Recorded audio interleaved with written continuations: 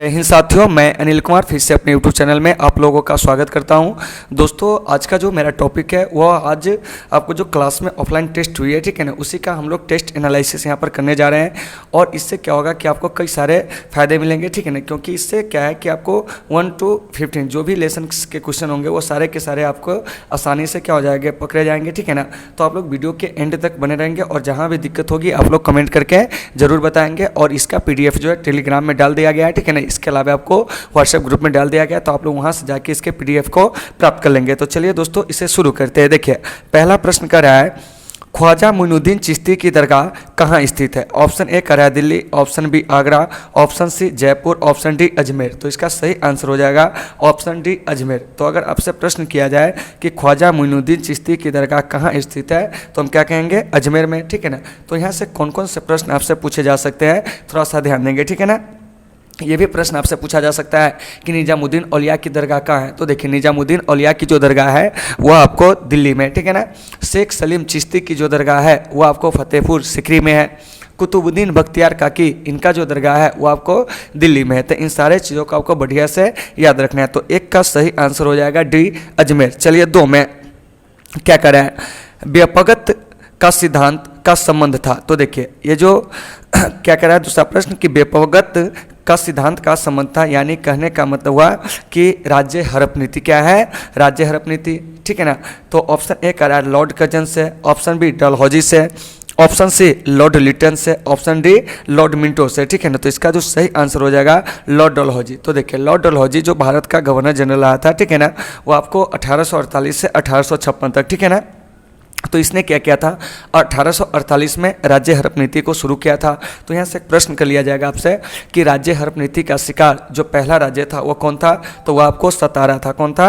सतारा था। तो इस चीज़ को आपको बढ़िया से याद रखना है कि राज्य हड़प नीति का शिकार जो पहला राज्य था वो कौन था? तो वह आपको सतारा था, ठीक है ना। फिर यहाँ से एक प्रश्न आपसे और भी किया जा सकता है, ठीक है ना, कि ये जो क्या है कि राज्य हड़प नीति जो है इसके जो अंतिम शिकार राज्य है वह कौन है? तो देखिए, राज्य हड़प नीति के जो अंतिम शिकार राज्य था वो आपको अवध था। कौन था?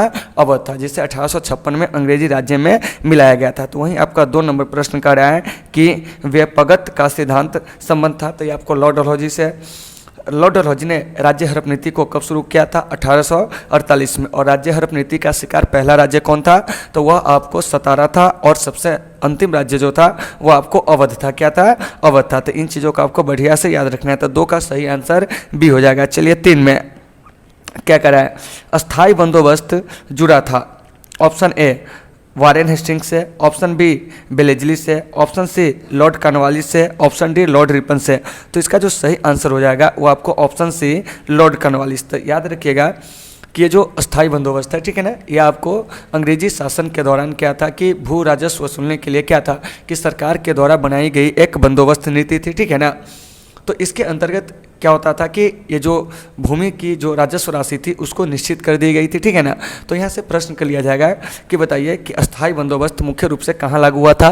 तो देखिए, अस्थाई बंदोबस्त मुख्य रूप से आपको बंगाल, बिहार और उड़ीसा में क्या हुआ था? लागू हुआ था। फिर यहाँ से प्रश्न और भी कर लिया जाएगा कि अस्थाई बंदोबस्त लागू कब हुआ था? 1793 में। किसके द्वारा लागू किया गया था?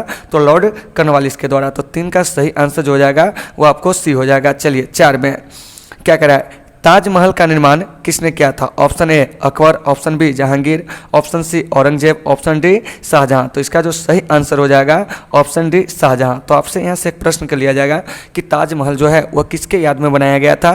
तो देखिए, ताजमहल जो है वह आपको मुमताज़ के याद में बनाया गया था, ठीक है ना। ताजमहल का निर्माण कार्य 1632 से 1648 है। तो इन चीज़ों को आपको बढ़िया से याद रखना है। फिर यहाँ से आपका अगला प्रश्न आ जाएगा कि ताजमहल के जो वास्तुकार थे वो कौन थे? तो ताजमहल के जो वास्तुकार थे वो आपको उस्ताद ईसा थे। इन चीज़ों को याद रखना है। ताजमहल को यूनेस्को के विरासत सूची में 1983 में शामिल किया गया था। ताजमहल को दुनिया के 7 आश्चर्यों में 2007 में शामिल किया गया था। ताजमहल उत्तर प्रदेश में क्या है कि आपको यमुना नदी के किनारे आगरा में क्या है? स्थित है। तो इन सारे चीज़ों को आपको बढ़िया से याद रखना है। और इसका जो निर्माण कराया था, कौन कराया था? शाहजहां। तो 4 का सही आंसर डी हो जाएगा। चलिए, 5 में क्या करा है, दिल्ली से दौलताबाद किस शासक ने अपनी राजधानी परिवर्तित की थी? तो वह आपको option A Balban, option B Mohammad Tughlaq, option C Alauddin Khilji, option D Akbar. तो इसका जो सही आंसर हो जाएगा ऑप्शन बी मोहम्मद बिन तुगलक। तो यहाँ से आपसे प्रश्न कर लिया जाएगा कि बताइए कि मोहम्मद बिन तुगलक दिल्ली सल्तनत के किस वंश का शासक था? तो यह आपको तुगलक वंश का शासक था। फिर यहाँ से याद रखना है आपको कि जो मोहम्मद बिन तुगलक है, ठीक है ना, इनका जो शासनकाल है 1325 से 1351 है, ठीक है ना। और इन्हीं के समय में क्या हुआ था कि मोरक्को का एक यात्री आया था जिसका नाम था इब्न बतूता। तो इन चीज़ों को भी आपको बढ़िया से याद रखना है। तो 5 का सही आंसर जो हो जाएगा वो आपको बी हो जाएगा। 6 में अर्थशास्त्र की रचना कब हुई थी? ऑप्शन ए 6वीं शताब्दी ईसा पूर्व में, ऑप्शन बी 5वीं शताब्दी ईसा पूर्व में, ऑप्शन सी 4वीं शताब्दी ईसा पूर्व में, ऑप्शन डी 3री शताब्दी ईसा पूर्व में। तो 6 का सही आंसर हो जाएगा ऑप्शन सी 4वीं शताब्दी ईसा पूर्व में। तो यहाँ से एक प्रश्न आपसे कर लिया जाएगा कि बताइए कि अर्थशास्त्र के जो लेखक है वह कौन है? तो देखिए अर्थशास्त्र के जो लेखक है वो आपको कौटिल्य है। कौटिल्य को हम लोग चाणक्य और विष्णुगुप्त के नाम से भी जानते हैं और ये चंद्रगुप्त मौर्य के गुरु और प्रधानमंत्री थे, ठीक है ना। तो यहाँ से एक प्रश्न और कर लिया जाएगा कि बताइए कि जो क्या है कि अर्थशास्त्र है इससे हमें किसके बारे में जानकारी मिलती है? तो इससे हमें मौर्यकालीन इतिहास के बारे में जानकारी मिलती है। तो इन चीज़ों को आपको बढ़िया से देख लेना है और जहाँ भी दिक्कत हो आप लोग कमेंट करके ज़रूर बताएंगे, ठीक है ना। चलिए चलते हैं अब 7वें नंबर प्रश्न की ओर। देखिए क्या करा है, पतंजलि के महाभाष्य से हमें किसकी जानकारी मिलती है? ठीक है ना। ऑप्शन ए कह रहा है गुप्त काल की, ऑप्शन बी मौर्य काल की, ऑप्शन सी प्राक मौर्य काल की और उसके बाद है ऑप्शन डी इनमें से कोई नहीं। तो देखिए पतंजलि के महाभाष्य से हमें क्या होती है कि प्राक मौर्य काल की क्या होती है कि आपको जानकारी मिलती है। तो आपको एक चीज़ जानना यहाँ पर क्या है कि ज़रूरी है कि ये जो महाभाष्य के लेखक है पतंजलि, ये आपको क्या था कि पुष्यमित्र शुंग के क्या थे? पुरोहित थे। क्या थे? पुरोहित थे। इस चीज़ को याद रखना है कि पतंजलि जो थे वह कौन थे? तो वह आपको पुष्यमित्र शुंग के पुरोहित थे और उन्हें ही क्या किया था? महाभाष्य लिखा था, ठीक है ना। तो इस चीज़ को याद रखना है। तो 7 का जो सही आंसर हो जाएगा वो आपको सी हो जाएगा, प्राक मौर्य काल। चलिए 8 में क्या करा है, 1942 में कौन सा आंदोलन हुआ? ऑप्शन ए भारत छोड़ो, ऑप्शन बी किसान आंदोलन, ऑप्शन सी खिलाफत आंदोलन, ऑप्शन डी सविनय अवज्ञा आंदोलन। तो 8 का सही आंसर हो जाएगा भारत छोड़ो आंदोलन, यानी कि क्विट इंडिया मूवमेंट। तो आइए जानते हैं थोड़ा सा क्विट इंडिया मूवमेंट के बारे में। तो सबसे पहले ये जो भारत छोड़ो आंदोलन है ये आपको 8 अगस्त 1942 को बम्बई के ग्वालियर टैंक से क्या हुआ था कि आपको शुरू हुआ था। तो यहाँ से प्रश्न कर लिया जाएगा आपसे कि भारत छोड़ो आंदोलन किसके नेतृत्व में शुरू हुआ था? तो महात्मा गांधी के नेतृत्व में। भारत छोड़ो आंदोलन के दौरान ही महात्मा गांधी ने नारा दिया था करो या मरो, ठीक है ना। तो इन चीज़ों को याद रखना है। लेकिन कभी कभी आपको प्रश्न ये जो प्रश्न है वो फंसाने के लिए ये भी पूछा जा सकता है कि बताइए भारत छोड़ो का नारा किसने दिया था? तो देखिए भारत छोड़ो का जो नारा दिया था यूसुफ मेहर अली ने दिया था। फिर प्रश्न कर लिया जाएगा कि भारत छोड़ो आंदोलन चलाने का प्रस्ताव कांग्रेस के किस अधिवेशन में पारित हुआ था? तो यह आपको वर्धा अधिवेशन में क्या हुआ था? पारित हुआ था, ठीक है ना। यह वर्धा अधिवेशन 1942 में हुआ था, इसी में पारित हुआ था, ठीक है ना। फिर प्रश्न कर लिया जाएगा कि कांग्रेस के द्वारा जब भारत छोड़ो आंदोलन शुरू करने का निर्णय लिया गया उस समय कांग्रेस पार्टी के अध्यक्ष कौन थे?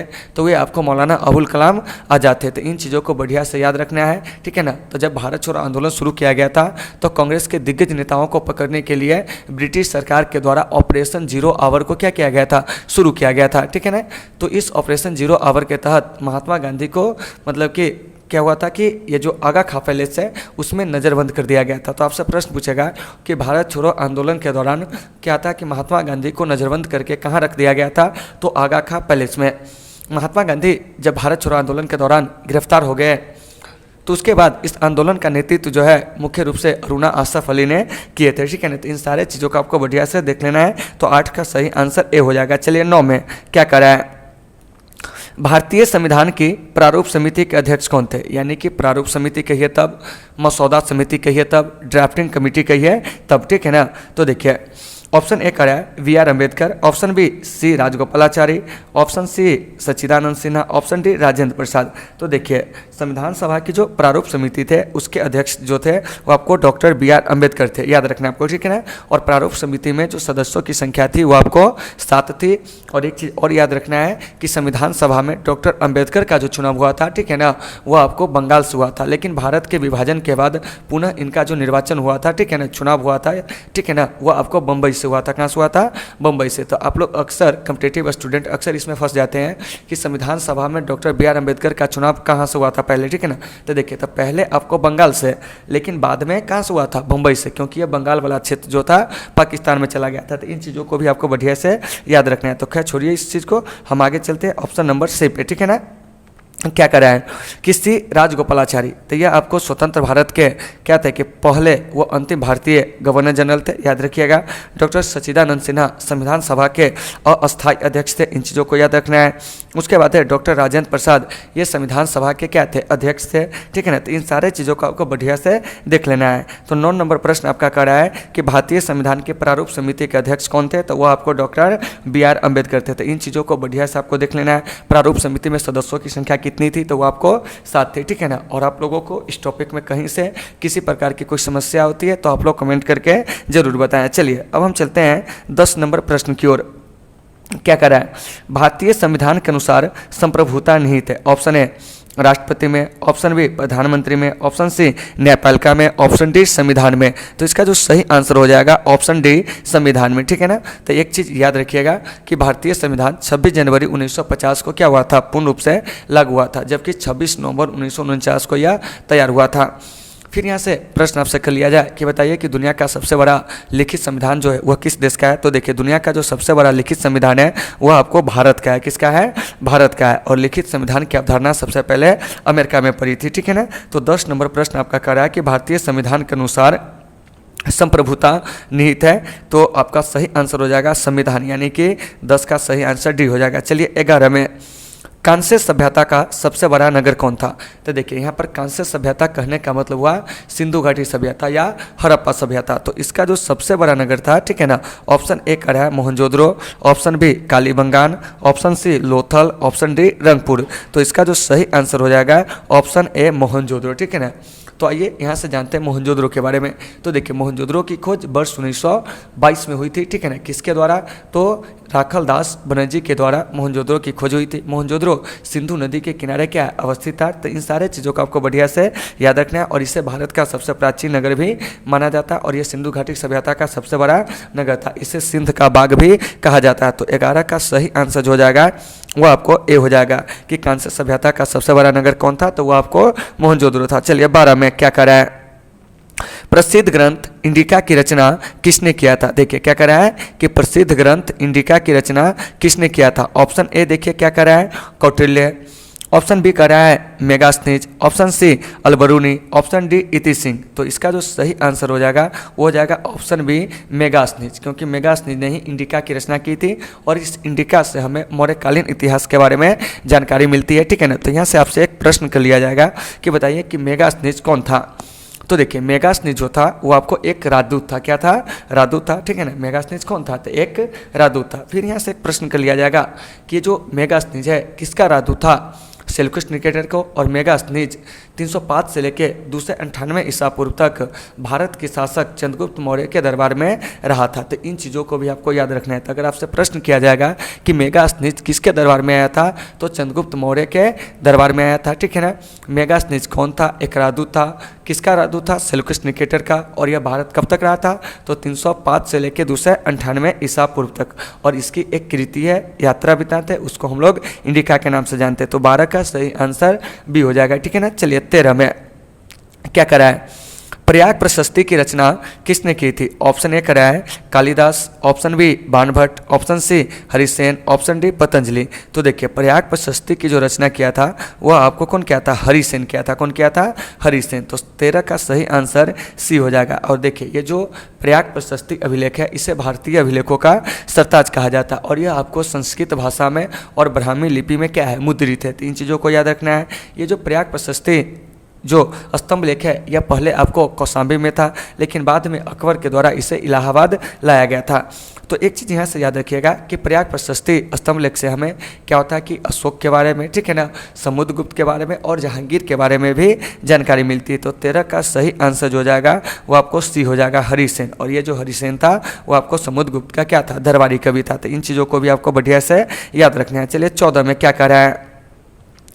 गुप्तों के काल में कौन चीनी यात्री भारत आया? देखिए ऑप्शन ए करा है Hiuen Tsang, option B Fahien, option C Itsing, option D जो है वान हुएन से, ठीक है ना। तो इसका जो सही आंसर हो जाएगा 14 का, वो आपको फाहियान हो जाएगा।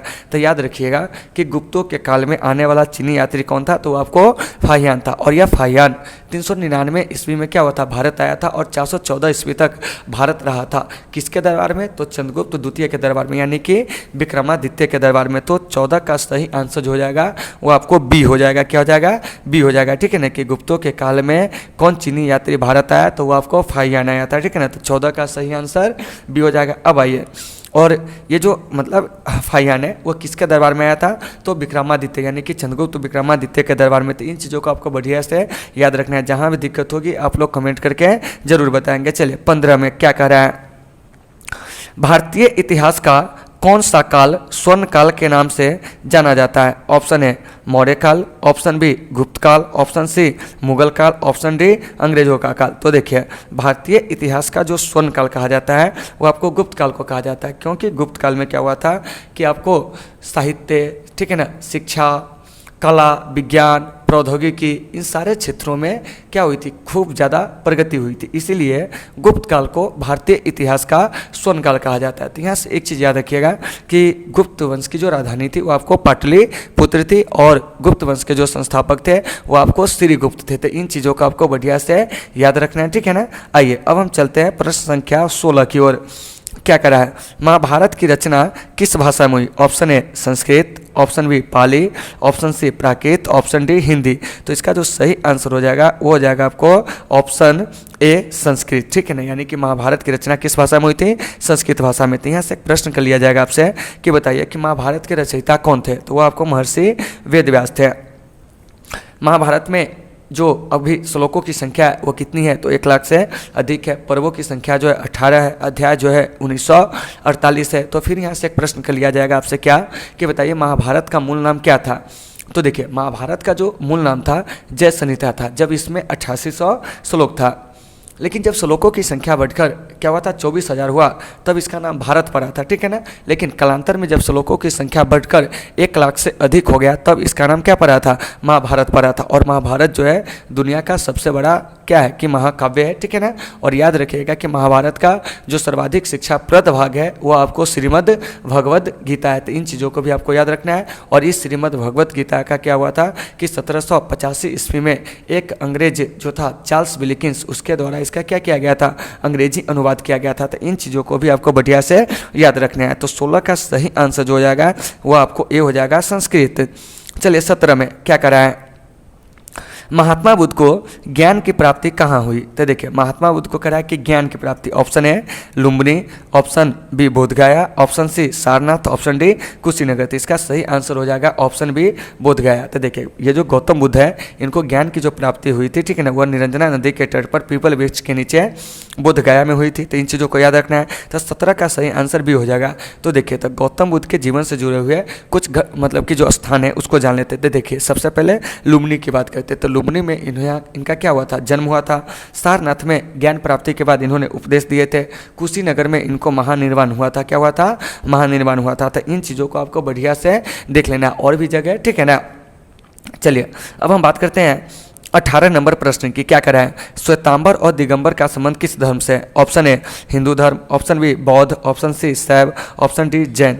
तो देखिए श्वेतांबर और दिगंबर का जो संबंध है वो आपको जैन धर्म से। तो 18 का सही आंसर जो हो जाएगा वो आपको डी हो जाएगा। तो ये जो श्वेतांबर है, दिगंबर है, यह जैन धर्म के दो संप्रदाय है। श्वेतांबर उसको कहा जाता था जो आपको श्वेत वस्त्र धारण करता था, दिगंबर उसको कहा गया जो नग्न रहा। तो आखिरकार हम जानते हैं कि श्वेतांबर और दिगंबर है क्या।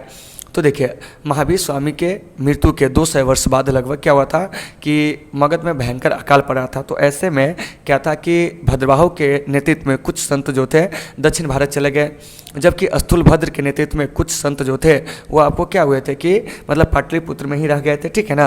तो जब मगध से अकाल समाप्त हुआ तो ये जो भद्रबाहु है वह संतों के साथ क्या हुए कि उत्तर भारत की ओर रुख किए, ठीक है ना। तो ये जो भद्रबाहु थे स्थूलभद्र थे, ठीक है ना, इन्होंने अपने विचार को लेकर क्या हुआ था कि आपको 2 भागों में बट गए, ठीक है ना। तो ये जो श्वेतांबर बना था ये आपको भद्रबाहु के नेतृत्व स्थूलभद्र के नेतृत्व में, और दिगंबर जो बना था वह आपको किसके नेतृत्व में बना था, तो दिगंबर जो बना था भद्रबाहु के नेतृत्व में। दिगंबर किसको कहा गया था, जो नग्न रहता था। श्वेतांबर किसको कहा गया, जो श्वेत वस्त्र धारण करता था। तो फिर आपका यहाँ से एक प्रश्न आ जाएगा, ठीक है ना, कि बताइए श्वेतांबर और दिगंबर कब बना था। तो देखिए श्वेतांबर और दिगंबर जो है आपको प्रथम जैन संगति के दौरान 300 ईसा पूर्व में बना था, ठीक है ना। और ये जो प्रथम जैन संगति हुई थी वो आपको पाटलिपुत्र में हुई थी, और प्रथम जैन संगति की जो अध्यक्षता किए थे स्थूलभद्र ने किए थे। और प्रथम जैन संगति हुई कहाँ थी, तो यह आपको पाटलिपुत्र में हुई थी, और उस समय शासक जो थे चंद्रगुप्त मौर्य थे। तो इन चीज़ों को आपको बढ़िया से याद रखना है। चलिए, तो 18 का सही आंसर डी हो जाएगा। चलिए 19 में क्या करा है, अशोक किस वंश का शासक था। देखिए क्या करा है कि अशोक किस वंश का शासक था। ऑप्शन ए नंदवंश, ऑप्शन बी मौर्य वंश, ऑप्शन सी गुप्त वंश, ऑप्शन डी चोल वंश।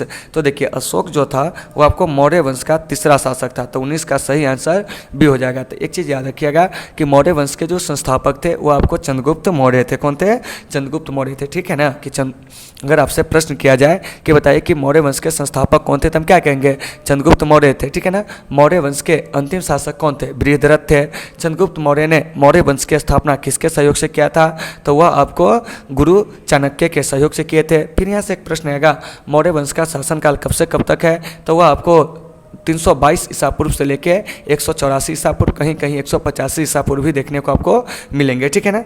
तो ये जो 19 नंबर प्रश्न है इसका सही आंसर हो जाएगा बी मौर्य वंश। चलिए 20 में क्या करा है, अकबरनामा की रचना किसने की। Option A Amir Khusro, option B Alberuni, option C Ibn Battuta, option D Abul Fazal. तो इसका जो सही आंसर हो जाएगा, ठीक है ना, वो हो जाएगा आपको ऑप्शन डी अबुल फजल। तो याद रखिएगा कि अकबरनामा की रचना कौन किया था, अबुल फजल। और अकबरनामा में कितने खंड है, तो अकबरनामा के 3 खंड है, और इसी का तीसरा खंड जो है वो आपको आईने अकबरी कहलाता है। तो इन चीज़ों को भी आपको बढ़िया से याद रखना है। तो 20 का सही आंसर जो हो जाएगा वो आपको क्या हो जाएगा, तो डी हो जाएगा, ठीक है ना। चलिए, और आप लोग बताएंगे कि आप लोगों को क्लास कैसी लगी, कैसा विश्लेषण हो रहा है, ठीक है ना। तो अपना फीडबैक आप लोग जरूर देंगे, ठीक है ना। और जहाँ भी दिक्कत हो आप लोग कमेंट करके जरूर पूछ लेंगे, ठीक है ना। और किसी प्रकार के पीडीएफ के लिए, ठीक है ना, या किसी प्रकार की सूचना के लिए आप हमारे Telegram channel Anil arts classes Sitamarhi को अवश्य ज्वाइन कर लें। उसमें बराबर क्या होता है कि हम कोई ना कोई चीज़ जो होते हैं वो आपको महत्वपूर्ण चीज़ें जो हम हमेशा सेंड करते रहते हैं, तो वहाँ से वो आपके लिए काफ़ी बेनिफिट हो जाएंगे। तो आप लोग जल्दी से जाकर क्या करेंगे कि टेलीग्राम चैनल ज्वाइन कर लेंगे अनिल आर्ट्स क्लासेस सीतामढ़ी। चलिए अब हम चलते हैं 21 नंबर प्रश्न की ओर। क्या करा है, पानीपत का प्रथम युद्ध किस वर्ष हुआ था। Option A 1509, option B 1526, option C 1556, option D 1761। तो इसका सही आंसर हो जाएगा वो हो जाएगा ऑप्शन बी 1526। तो यहाँ से आपका एक प्रश्न आएगा कि पानीपत का प्रथम युद्ध किसके बीच हुआ था। तो यह आपको बाबर और इब्राहिम लोदी के बीच हुआ था। इसमें बाबर की विजय हुई थी। फिर पानीपत का जो दूसरा युद्ध हुआ था वो आपको 1556 में हुआ था, अकबर और हेमू के बीच में। इसमें अकबर जो रहा था विजयी रहा था। पानीपत का तीसरा युद्ध हुआ था 1761 में मराठों और अफगानों के बीच में। इसमें अफगानों की क्या हुई थी, विजय हुई थी। तो 21 का सही आंसर जो हो जाएगा वो आपको बी हो जाएगा। तो यहाँ से एक प्रश्न कर लिया जाए कि बताइए पानीपत का प्रथम युद्ध कब हुआ था, तो 1526 में, ठीक है ना। पानीपत का द्वितीय युद्ध कब हुआ था, तो वह आपको 1556 में। पानीपत का तृतीय युद्ध कब हुआ था, 1761 में। पानीपत का प्रथम युद्ध किसके बीच हुआ था, बाबर और इब्राहिम लोदी के बीच। पानीपत का द्वितीय युद्ध किसके बीच हुआ था, तो अकबर और हेमू के बीच। पानीपत का तृतीय युद्ध 1761 में किसके बीच हुआ था, तो आपको अफगानों और क्या कहते हैं मराठों के बीच। इन सारे चीज़ों को आपको बढ़िया से वीडियो को पॉज करके देख लेना है, ठीक है ना। चलिए अब हम चलते हैं 22 नंबर प्रश्न की ओर। क्या कर रहा है, भारत का अंतिम मुगल शासक कौन था। Option A Shahjahan, option B Aurangzeb, option C Mohammad Shah, option D Bahadur Shah. तो इसका जो सही आंसर हो जाएगा ऑप्शन डी बहादुर शाह जफर। तो अगर आपसे प्रश्न किया जाता है कि भारत का अंतिम मुगल शासक कौन था, तो हम क्या कहेंगे, बहादुर शाह जफर, ठीक है ना। चलिए अब हम यहाँ से एक चीज़ मुगल के बारे में थोड़ा सा चर्चा करते हैं कि मुगल वंश के जो संस्थापक थे वो कौन थे, तो वो आपको बाबर थे, ठीक है ना। और मुगल वंश की स्थापना कब हुई थी, 1526 ईस्वी हुई थी। और मुगल वंश के 6 प्रमुख शासक हुए थे, जिसमें आपको कौन कौन था, तो एक आपको बाबर, हुमायूं, ठीक है ना, उसके बाद अकबर, जहांगीर, शाहजहां और औरंगजेब। तो ये मुगल वंश के प्रमुख क्या थे कि 6 शासक थे। तो इस सबको भी आपको याद रखना है। और विशेष अगर आपको मुगल के बारे में जानना है, ठीक है ना, तो आपके चैनल के प्ले लिस्ट में जो 6ठा लेसन है मुगल से संबंधित है, उसमें हम पूरे अच्छे तरीके से इसका एनालिसिस किए हुए हैं। तो आप लोग वहाँ से जाकर भी इसको देख सकते हैं, ठीक है ना। तो 22 का सही आंसर जो हो जाएगा वो आपको क्या हो जाएगा, डी हो जाएगा, बहादुर शाह जफर। चलिए 23 में क्या करा है? इब्न बतूता किस देश का यात्री था? देखिए option A Morocco, option B मिस्र, ऑप्शन सी तुर्की, ऑप्शन डी ईरान। तो इसका सही आंसर हो जाएगा ऑप्शन ए मोरक्को। तो आपका यहाँ से एक प्रश्न आएगा, ठीक है ना, कि बताइए कि ये जो इब्न बतूता है, ठीक है ना, वह भारत किसके दरबार में आया था? तो देखिए इब्न बतूता जो भारत आया था मोहम्मद बिन तुगलक के दरबार में 1333 में आया था और 1342 ईस्वी तक यह भारत रहा था।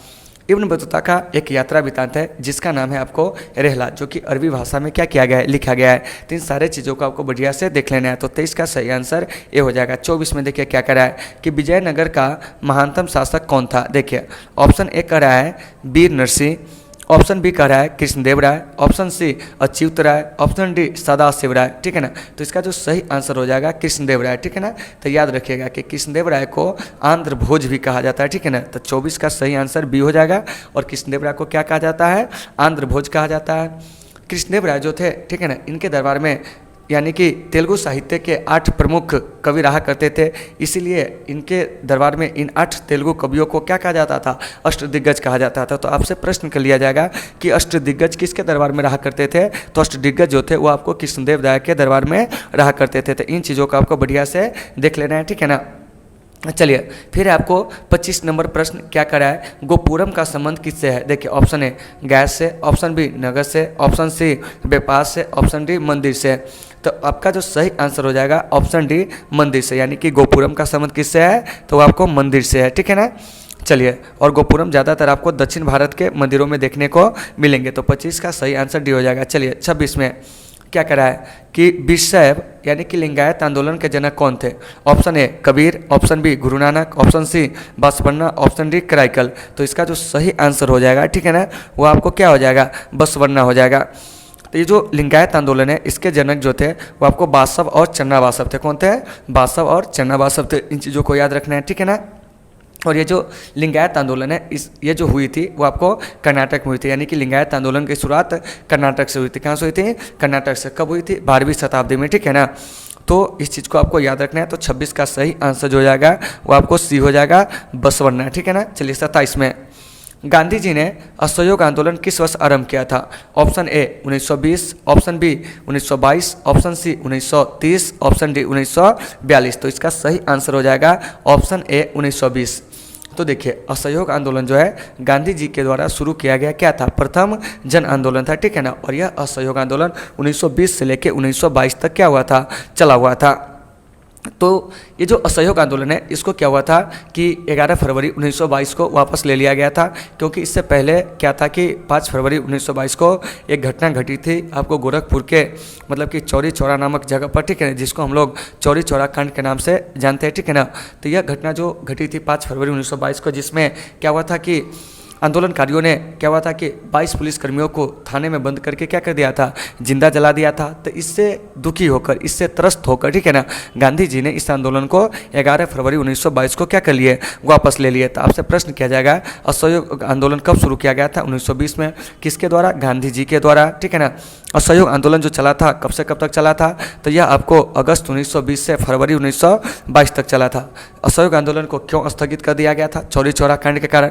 चौरी चौरा कांड कब हुआ था? 5 फरवरी 1922 को। तो इन चीज़ों को आपको बढ़िया से देख लेना है। तो 27 का सही आंसर जो हो जाएगा वो आपको ए हो जाएगा। चलिए 28 में क्या करा है?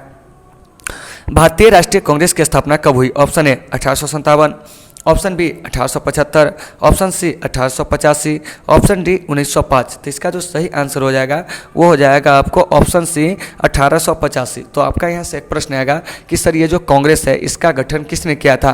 तो देखिए कांग्रेस का गठन जो है, ठीक है ना, ध्यान से सुनिएगा, वो आपको 28 दिसंबर 1885 को कौन किया था? तो आपको एओ ह्यूम ने किया था, यानी कि एलन ऑक्ट्रोवियन ह्यूम ने किया था। तो फिर यहाँ से एक प्रश्न आएगा, ध्यान से सुनिएगा, कि ये जो एओ ह्यूम थे यह कौन थे? यह आपको एक ब्रिटिश प्रशासनिक अधिकारी थे और इन्होंने अंग्रेजों की सुरक्षा की दृष्टि से आईएनसी यानी कि इंडियन नेशनल कांग्रेस का गठन किए थे। तो ये जो इंडियन नेशनल कांग्रेस है इसका जो गठन हुआ था 28 दिसंबर 1885 को बम्बई के गोकुल दास तेजपाल संस्कृत महाविद्यालय के प्रांगण में, और इसके जो प्रथम अध्यक्ष थे वो आपको व्योमेश चंद्र बनर्जी थे, ठीक है ना। जबकि इसके प्रथम महिला अध्यक्ष जो थी वो आपको एनी बेसेंट थी। जबकि इसके प्रथम भारतीय महिला अध्यक्ष की अगर बात किया जाए तो वह आपको कौन थी, सरोजिनी नायडू थी। तो इन चीज़ों को आपको बढ़िया से याद रखना है। अगर प्रथम मुस्लिम अध्यक्ष कहा जाए कांग्रेस का तो वह आपको बदरुद्दीन तैयब जी थे। तो इन सारे चीज़ों को आपको बढ़िया से देख लेना है। तो वहीं आपका 28 नंबर प्रश्न कर रहा है कि भारतीय राष्ट्रीय कांग्रेस की स्थापना कब हुई थी, तो ये आपको 1885 में। तो 28 का सही आंसर सी हो जाएगा। चलिए 29 में क्या कर रहा है, बंगाल के विभाजन की घोषणा किस वर्ष हुई। देखिए option A 1905, option B 1906, option C 1911, option D 1914। तो देखिए बंगाल विभाजन की जो घोषणा हुई थी 1905 में हुई थी। कब हुई थी, 1905 में। बंगाल का जो विभाजन किए थे वो कौन किए थे, तो आपको लॉर्ड कर्जन के द्वारा मतलब किया गया था, ठीक है ना। तो याद रखना है कि बंगाल विभाजन कौन किया था, लॉर्ड कर्जन ने किया था। कब किया था, 1905 में। लेकिन बंगाल विभाजन को 1911 में रद्द भी कर दिया गया था। और देखिए बंगाल विभाजन के बाद क्या हुआ था कि स्वदेशी आंदोलन भारत में शुरू किया गया था और बंगाल विभाजन के विरोध में हम लोगों ने नारा दिया था कि बंगाल विभाजन हमें नहीं चाहिए, वंदे मातरम, ऐसे नारा दिया गया था, ठीक है ना। तो इन सारे चीज़ों को आपको बढ़िया से देख लेना है। तो 29 का सही आंसर जो हो जाएगा ए हो जाएगा, यानी कि 1905। चलिए 30 में क्या कह रहा है, इंडियन नेशनल आर्मी का गठन किसने किया था। Option A Bhagat Singh, option B Chandrashekhar Azad, option C Subhash Chandra Bose, option D Gandhi ji. तो इसका जो सही आंसर हो जाएगा ऑप्शन सी सुभाष चंद्र बोस, ठीक है ना। यानी कि इंडियन नेशनल आर्मी का गठन किसने किया था, सुभाष चंद्र बोस, ठीक है ना। तो 30 का सही आंसर सी हो जाएगा। चलिए अब हम बात करते हैं 31 का, क्या कह रहा है, भारत किस वर्ष गणतंत्र बना। Option A 1947, option B 1950, option सी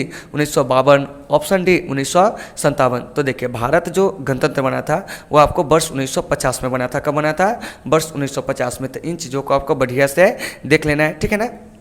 अब हम कहते हैं कि भारत 1950 में क्यों गणतंत्र बना, क्योंकि इसी दिन क्या हुआ था कि यानी कि इसी वर्ष 26 जनवरी को, यानी कि 1950 में 26 जनवरी को हमारा भारतीय संविधान लागू हुआ था। और इस प्रकार से हम दुनिया के सबसे बड़े क्या है कि आपको गणतांत्रिक देश है। तो इन चीज़ों को याद रखना है आपको, ठीक है। फिर यहाँ से प्रश्न आएगा कि गणतंत्र का अर्थ क्या होता है। तो देखिए गणतंत्र का अर्थ होता है व्यक्तियों का समूह का शासन, ठीक है ना। क्या होता है, व्यक्तियों के समूह का शासन। अर्थात गणतांत्रिक व्यवस्था में क्या होता है कि किसी राष्ट्र अथवा राज्य का जो प्रधान होता है वो जनता के द्वारा चुने गए क्या होते हैं, प्रतिनिधि होते हैं। तो इन सारे चीज़ों को आपको बढ़िया से देख लेना है। वीडियो को पॉज करके जहाँ भी दिक्कत होगी कमेंट करके जरूर बताएंगे। तो 31 का सही आंसर जो हो जाएगा वो आपको बी हो जाएगा। क्या हो जाएगा, बी हो जाएगा। चलिए अब हम चलते हैं 32 नंबर प्रश्न की ओर। क्या कह रहा है, त्रिपिटक साहित्य का संबंध है। ऑप्शन ए जैन धर्म से, ऑप्शन बी बौद्ध धर्म से, ऑप्शन सी शैव धर्म से, ऑप्शन डी वैष्णव धर्म से।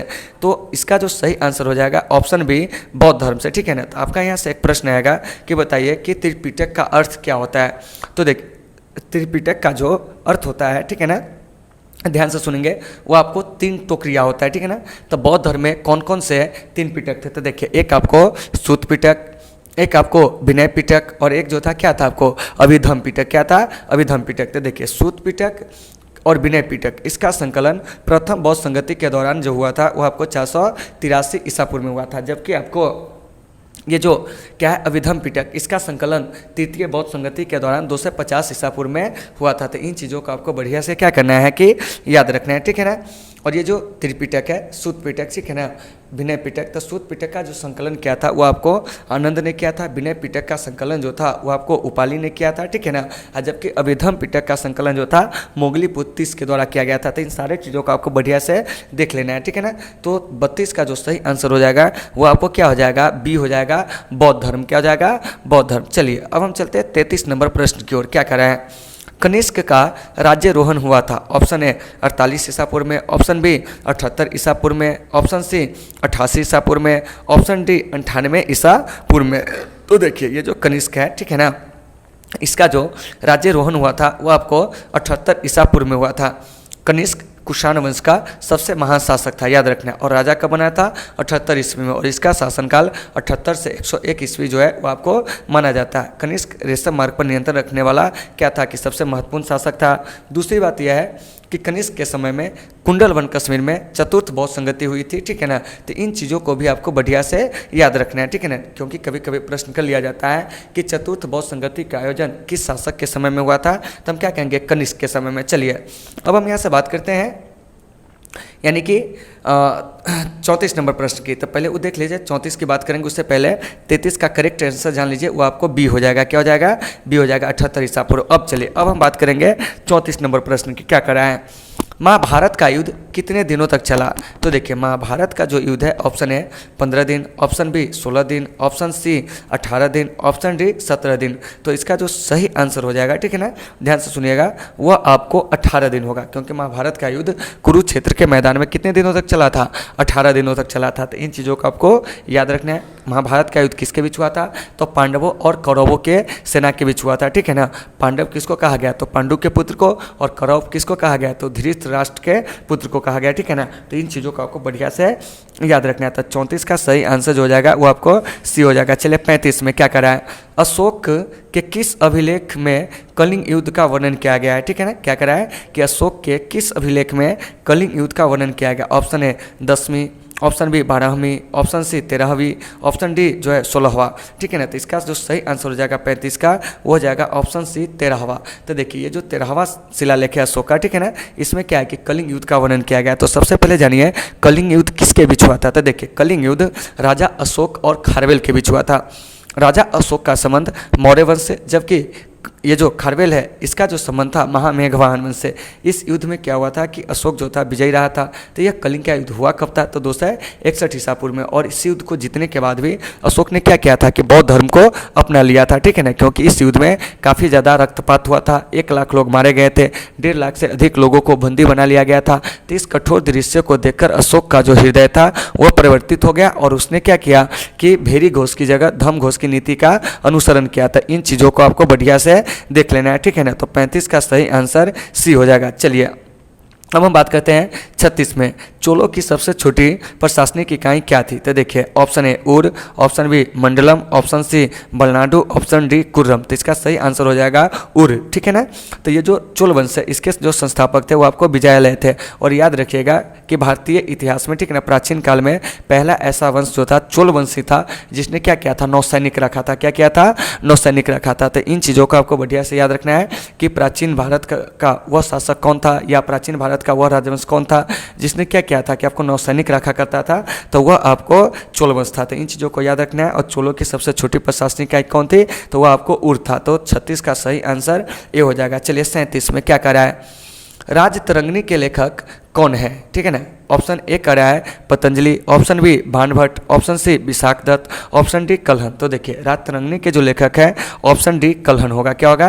कल्हण होगा। तो इन चीज़ों को आपको बढ़िया से याद रखना है। और राजतरंगिणी से हमें कश्मीर के इतिहास के बारे में क्या होती है कि जानकारी मिलती है। इन चीज़ों को याद रखना है। फिर पूछा जाता है अगर कि महाभाष्य के लेखक कौन है तो हो जाता है पतंजलि, ठीक है ना। फिर पूछा जाता है हर्षचरित के लेखक कौन है तो वो आपको भानभट्ट होता है। कौन होता है? भानभट्ट होता है, ठीक है ना।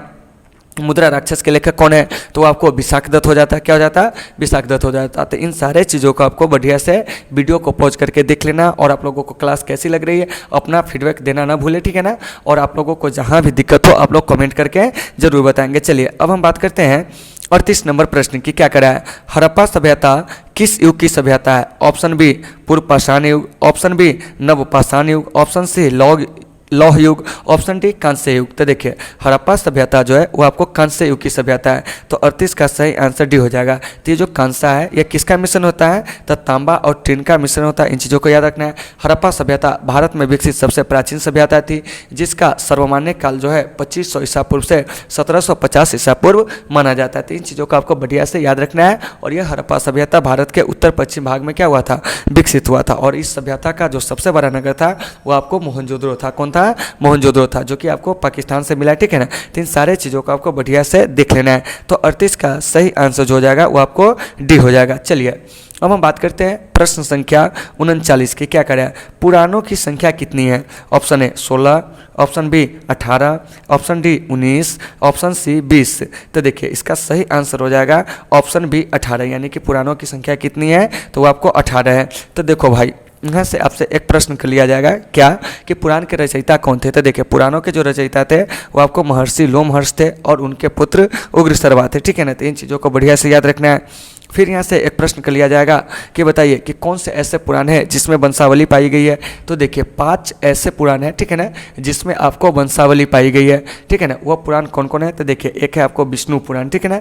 तो विष्णु पुराण से हमें मौर्य वंश के बारे में क्या होती है, जानकारी मिलती है। वायु पुराण, इससे हमें गुप्त वंश के बारे में जानकारी मिलती है, ठीक है ना। इसके बाद है मत्स्य पुराण, जो कि सबसे प्राचीन पुराण है, सबसे प्रामाणिक पुराण है। इससे हमें सातवाहन वंश के बारे में क्या होती है, जानकारी मिलती है। इसके अलावा आपको भागवत पुराण है, ठीक है ना, और एक ब्राह्मण पुराण है, ठीक है ना। तो इन सबसे भी हमें क्या होती है कि किसी न किसी वंश के बारे में जानकारी मिलती है। 3 चीज़ों को याद रखना है। तो वहीं 39 नंबर प्रश्न कर रहा है पुराणों की संख्या कितनी है। तो इसका सही आंसर हो जाएगा बी 18। इसमें पूछ देता वेद की संख्या तो वो हो जाता आपको 4, ठीक है ना। पूछ देता वेदांग की संख्या तो वो हो जाता आपको 6, उपनिषद की संख्या तो वो हो जाता आपको 108, पुराणों की संख्या तो वो हो जाता आपको 18। तो इन सारे चीज़ों को आपको बढ़िया से देख लेना है। तो 39 का सही आंसर जो हो जाएगा वो आपको बी हो जाएगा। चलिए 40 में क्या करा है, ईस्ट इंडिया कंपनी की स्थापना कब हुई।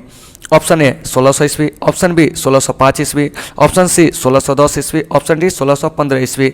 तो 40 का सही आंसर हो जाएगा ए, ठीक है ना। यानी 1600 ईस्वी में क्या हुआ था कि ब्रिटिश ईस्ट इंडिया कंपनी की स्थापना हुई थी। तो देखिए भारत में जो कुछ यूरोपीय कंपनी है उसकी स्थापना कब कब हुई थोड़ा सा हम जान लेते हैं, ठीक है ना। तो सबसे पहले अगर हम बात करते हैं तो आपको पुर्तगाली ईस्ट इंडिया कंपनी, इसकी स्थापना 1498 में हुई थी।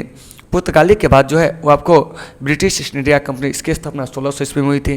फिर है डच ईस्ट इंडिया कंपनी, इसकी स्थापना 1602 में। डेनिश ईस्ट इंडिया कंपनी, इसकी स्थापना 1616 में। फ्रांसीसी ईस्ट इंडिया कंपनी यानी कि फ्रांसीसी ईस्ट इंडिया कंपनी, इसकी स्थापना 1664 में।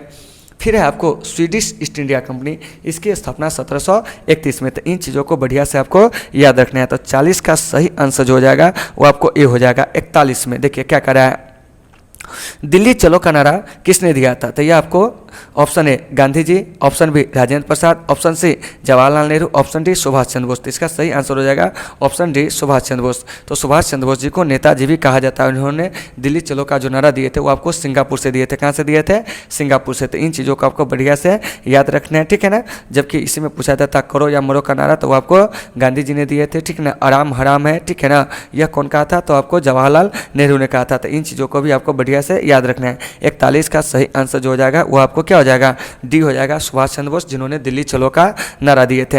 अब आइए अब हम बात करते हैं 42 नंबर प्रश्न की। क्या करा है कि काला कानून किसे कहा गया। Option A Rowlatt Act, option B Ilbert Bill, option C बुद्धिस्ट चैप, ऑप्शन डी बंगाल प्रस्ताव। तो इसका जो सही आंसर हो जाएगा रॉलेट एक्ट। तो देखिए ये जो रॉलेट एक्ट भारत आया था मार्च 1919 में क्या हुआ था, भारत आया था। और इसका उद्देश्य था भारत में उठ रही उग्र राष्ट्रवादी भावना को क्या करना, दबाना, ठीक है ना। तो ये जो रॉलेट एक्ट है, ठीक है ना, इस रॉलेट एक्ट के तहत किसी भी व्यक्ति को मात्र संदेह के आधार पर ही गिरफ्तार कर लिया जाता था, ठीक है ना। इसलिए इसको बिना वकील, बिना दलील और बिना अपील का कानून भी क्या है, कहा गया था। इन चीज़ों को आपको बढ़िया से याद रखना है। फिर यहाँ से ऑप्शन नंबर बी है इल्बर्ट बिल। तो ये आपको 1883 में भारत आया था। बुद्धिस्ट चैप जो कि शिक्षा से संबंधित है 1854 में आया था, ठीक है ना। तो इन सारे चीज़ों को आपको बढ़िया से याद रखना है। तो 42 का सही आंसर हो जाएगा रॉलेट एक्ट, ठीक है ना। और रॉलेट एक्ट के जो अध्यक्ष थे कौन थे, तो सर सिडनी रॉलेट थे। कौन थे? सर सिडनी रॉलेट थे। चलिए अब हम बात करते हैं 43 नंबर प्रश्न की। क्या करा है, मौर्यकालीन टकसाल का प्रधान कौन था। ऑप्शन ए कोषाध्यक्ष, ऑप्शन बी मुद्राध्यक्ष, ऑप्शन सी पन्याध्यक्ष, ऑप्शन डी लक्षणाध्यक्ष। तो देखिए मौर्यकालीन टकसाल का जो प्रधान था, ठीक है ना, वो आपको कौन था, तो लक्षणाध्यक्ष था। टकसाल हम किस जगह को कहते हैं, तो जहाँ पर सिक्कों की ढलाई होती है, ठीक है ना। तो देखिए तो मौर्य काल में जो टकसाल के प्रमुख होते थे उसको लक्षणाध्यक्ष कहा जाता था। मौर्य काल में जो मुद्राओं का परीक्षण करने वाला अधिकारी होता था, ठीक है ना, उसको क्या कहा जाता था, रूपदर्शक कहा जाता था, ठीक है ना। तो यहाँ से एक प्रश्न किया जाएगा कि मौर्य काल में कौन कौन सी मुद्रा चलती थी। तो देखिए निष्क मुद्रा चलती थी जो कि सोने के बने होती थी, ठीक है ना। इसके बाद आपको कटसार्पण मुद्रा चलती थी जो कि आपको चांदी की बनी होती थी। काकिनी मुद्रा जो कि आपको तांबे के बनी होती थी। तो इन चीज़ों को भी आपको बढ़िया से याद रखना है। तो 43 का सही आंसर जो हो जाएगा वो आपको क्या हो जाएगा, तो लक्षणाध्यक्ष, यानी कि 43 का डी। चलिए 44 में क्या करा है, अलबरूनी किसके साथ भारत आया। ऑप्शन ए महमूद गजनवी, ठीक है ना, ऑप्शन बी मोहम्मद बिन Qasim, option C Mohammad Ghori, option D Taimur. तो देखिए ये जो अलबरूनी है यह जो भारत आया था महमूद गजनवी के साथ भारत आया था, यानी 44 का सही आंसर ए हो जाएगा। तो तो ये जो अलबरूनी है यह भारत आपको 1024 से 1030 तक रहा था, ठीक है ना। और इस अवधि में इसकी एक यात्रा वृत्तांत लिखी गई थी जो था आपको किताब उल हिंद या इसी को कहते हैं तहकीक हिंद, जो कि अरबी भाषा में लिखा गया। तो फिर यहाँ से एक प्रश्न आएगा कि अलबरूनी जो था कौन था, तो एक विद्वान और लेखक था, ठीक है ना। और यह आपको क्या हुआ था कि पश्चिम उत्तर भारत की यात्रा पर आया हुआ था, ठीक है ना। तो इन चीज़ों को भी आपको बढ़िया से याद रखना है। और ये जो अलबरूनी है इसने क्या किया था कि पुराणों का अध्ययन किया था, और इस प्रकार से हुए पुराणों का अध्ययन करने वाला क्या था, प्रथम मुसलमान था। तो 44 का सही आंसर जो हो जाएगा वो आपको क्या हो जाएगा, तो 44 का सही आंसर आपको ये हो जाएगा महमूद गजनी, ठीक है ना। चलिए 45 में क्या करा है, दिल्ली सल्तनत की प्रथम और अंतिम महिला शासिका कौन थी। Option A Chand Bibi, option B Nurjahan, option C Razia Sultan, option D Mumtaz Mahal. तो देखिए दिल्ली सल्तनत की प्रथम और अंतिम महिला शासिका जो थी वो आपको रजिया सुल्तान थी, जो इल्तुतमिश की बेटी थी। तो 45 का सही आंसर सी हो जाएगा। तो देखिए ये जो दिल्ली सल्तनत है इसकी स्थापना जो हुई थी 1206 में, और दिल्ली सल्तनत का जो अंत हुआ था 1526 में। तो इन चीज़ों को भी आपको बढ़िया से याद रखना है। दिल्ली सल्तनत के अंतर्गत 5 राजवंशों ने शासन किया था। कौन कौन वंश, तो देखिए गुलाम वंश, ठीक है ना, या इसी को दास वंश कहते हैं, या इसी को ममलुक वंश कहते हैं। दूसरा आपको खिलजी वंश, तीसरा तुगलक वंश, चौथा सैयद वंश, और पाँचवा जो था वो आपको लोधी वंश। तो इन चीज़ों को आपको बढ़िया से याद रखना है, ठीक है ना। तो 45 का सही आंसर सी हो जाएगा। 46 में निम्नलिखित इतिहासकारों में से कौन अकबर का समकालीन था। Option A Firishta, option B Badayun, option C Mulla Daud, option D Mohammad Khan. तो इसका जो सही आंसर हो जाएगा वह हो जाएगा आपको ऑप्शन बी बदायूं, ठीक है ना। तो 46 का सही आंसर बी हो जाएगा। 3 चीज़ों का आपको बढ़िया से याद रखना है। चलिए 47 में क्या करा है, दीन ए इलाही संबंधित है। ऑप्शन ए बाबर के साथ, ऑप्शन बी हुमायूं के साथ, ऑप्शन सी अकबर के साथ, ऑप्शन डी जहांगीर के साथ।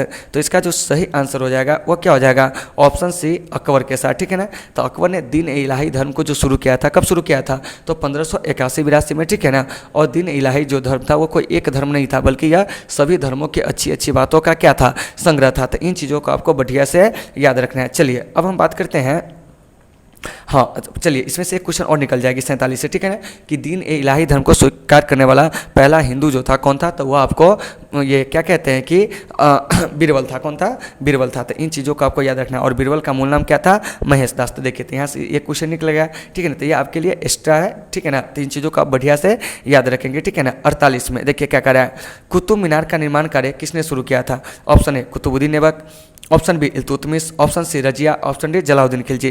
तो इसका सही आंसर हो जाएगा कुतुबुद्दीन ऐबक। तो देखिए कुतुब मीनार की जो नींव डाली गई थी, ठीक है ना, कुतुबुद्दीन ऐबक के द्वारा, ठीक है ना। जबकि इसका निर्माण कार्य जो पूर्ण कराया था इल्तुतमिश कराया था, जबकि इसका मरम्मत जो कराया था फिरोज शाह तुगलक। तो कुतुब मीनार है कहाँ, तो ये आपको दिल्ली में है, ठीक है ना। और ये जो कुतुब मीनार है ध्यान से सुनिएगा, ठीक है ना, इसकी ऊंचाई जो है वो आपको 288 फीट यानी कि लगभग आपको 72.5 मीटर है। और इस कुतुब मीनार को 1993 में यूनेस्को के विरासत सूची में क्या किया गया था, शामिल किया गया था। तो इन चीज़ों को भी आपको बढ़िया से क्या करना है, देख लेना है, ठीक है ना। चलिए अब हम चलते हैं अगला 49 नंबर प्रश्न की ओर, कि ये जो 49 नंबर प्रश्न है हमारा क्या कह रहा है, इस पर थोड़ा सा हम क्या करते हैं, चर्चा करते हैं। तो देखिए क्या कह रहा है, लोधी वंश का अंतिम शासक कौन था। Option A Bahlol Lodi, option B Sikandar Lodi, option C Ibrahim Lodi, option D Kafur. तो देखिए लोधी वंश का जो अंतिम शासक था वह आपको इब्राहिम लोधी था। और इसी इब्राहिम लोधी को क्या हुआ था कि पानीपत के प्रथम युद्ध में 21 अप्रैल 1526 को पराजित करके बाबर ने क्या किया था कि भारत में मुगल वंश की क्या की थी, नींव डाली थी, ठीक है ना। 3 चीज़ों को आपको याद रखना है। तो मुगल वंश के संस्थापक कौन थे, बाबर। उसने किसको पराजित किया था, तो बाबर जो था दिल्ली सल्तनत के एक शासक थे, ठीक है ना। लोधी वंश के अंतिम शासक इब्राहिम लोधी उसको परास्त किया था, ठीक है ना। और दिल्ली पर मुगल वंश की क्या की थी, नींव डाली थी। तो इन चीज़ों को आपको बढ़िया से याद रखना है, ठीक है ना। अब आइए अब हम चलते हैं प्रश्न संख्या 50 की ओर। क्या कर रहा है, किस प्रशासकीय सुधार के लिए शेरशाह खास तौर पर जाना जाता है। ऑप्शन ए बाजार नियंत्रण, ऑप्शन बी भूमि सुधार व्यवस्था, ऑप्शन सी मनसबदारी व्यवस्था, ऑप्शन डी विधि नियंत्रण व्यवस्था। तो इसका जो सही आंसर हो जाएगा ऑप्शन ए बाजार नियंत्रण, ठीक है ना। तो यहाँ से हम एक चीज़ के बारे में चर्चा करेंगे, बाजार नियंत्रण करें, भूमि सुधार व्यवस्था, ठीक है ना, कि शेरशाह सूरी जो है वो आपको भूमि सुधार व्यवस्था के लिए जाना जाता है। तो माफ़ कीजिएगा, ठीक है ना, और इसको आप लोग सुधार लेंगे ऑप्शन, ठीक है ना। तो 50 का सही आंसर बी हो जाएगा। क्या हो जाएगा, बी हो जाएगा, ठीक है ना। तो अगर आपसे प्रश्न किया जाए कि किस प्रशासकीय सुधार के लिए शेरशाह खास तौर पर जाना जाता है, भूमि सुधार के लिए। और शेरशाह ने क्या किया था कि हुमायूं को क्या हुआ था कि बिलग्राम के युद्ध में पराजित कर दिया था। उसके बाद हुमायूं को निर्वासित जीवन व्यतीत करना पड़ा था। तो इन सारे चीज़ों को आपको बढ़िया से देख लेना है। चलिए ठीक है ना, और कहीं से भी दिक्कत होगी तो आप लोग कमेंट करके जरूर पूछिएगा।